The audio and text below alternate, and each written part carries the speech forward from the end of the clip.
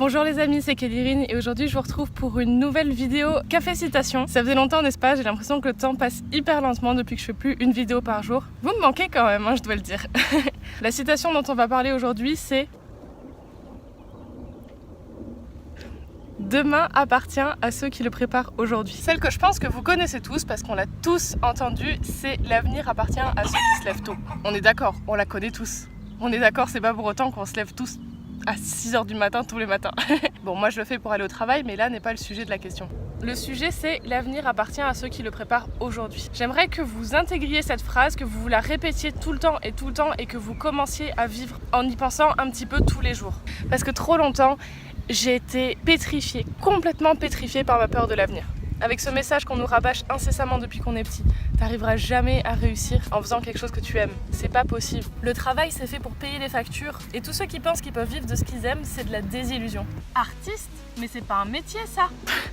Tu veux travailler de chez toi? Lol.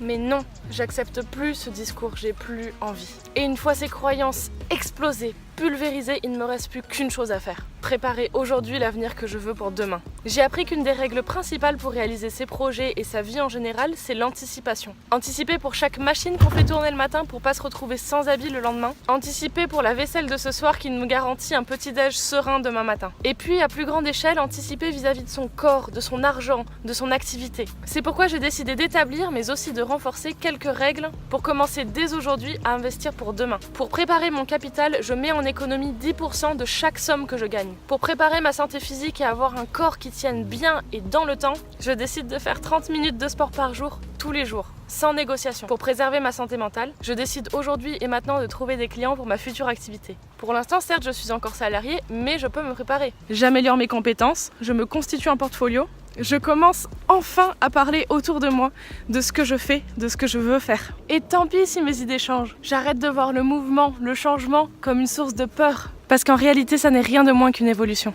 Parce que si mon projet bouge, c'est qu'il ne stagne pas. C'est là qu'il grandit et que moi, je grandis avec lui. Et si aujourd'hui, tous ensemble, on commençait à anticiper pour demain, pour après-demain, pour l'année prochaine, pour dans 5 ans, pour dans 10 ans, dans chaque petite chose qu'on fait, dans chaque petite décision qu'on prend au fil de la journée. Vous imaginez le changement? C'est ça que je veux nous encourager à faire et le conseil, je le prends autant pour moi que ce que je vous le donne à vous. Si vous ne savez pas où commencer, mon meilleur conseil c'est de commencer par une activité physique qui vous fasse du bien au mental. Préparez votre demain en prenant soin de votre corps, c'est votre première maison, c'est à lui que vous devez donner tout l'amour du monde.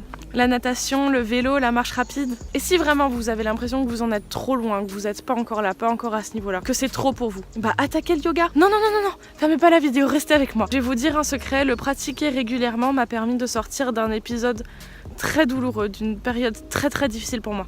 Et tout ça, surprenamment, j'étais la première surprise, tout en douceur et en facilité. C'est pas si difficile que ça. D'ailleurs, j'ai fait une vidéo pour expliquer tout ça. J'y parle des bienfaits que j'ai trouvés, comment ça a changé ma vie. Et je fais aussi un petit message pour toutes les personnes qui disent, comme moi avant, le yoga, c'est pas pour moi. Si vous pensez que ça pourrait vous aider, je vous la mets ici en suggestion. Mais surtout, choisissez un pas à faire, n'importe lequel. Allez, je vous fais très gros bisous et je vous dis à bientôt pour une prochaine vidéo. Ciao!